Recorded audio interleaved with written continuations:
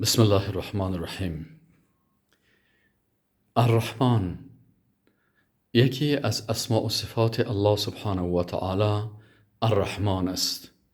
الرحمن به وزن فعلان، یعنی ذاتی که رحمتش بسیار وسیع است و نعماتش به تمام مخلوقاتش، از مؤمن و غیر مؤمن، از حیوان و نبات، از جن و ملائک، نعماتش به همه میرسانه. و وسعت رحمته کل شی، و رحمتش همه چیز را در بر میگیرد. ای کریمی که از خزانه غیب گبر و ترسا وظیفه خور داری، دوستان را کجا کنی محروم، تو که بر دشمنان نظر داری.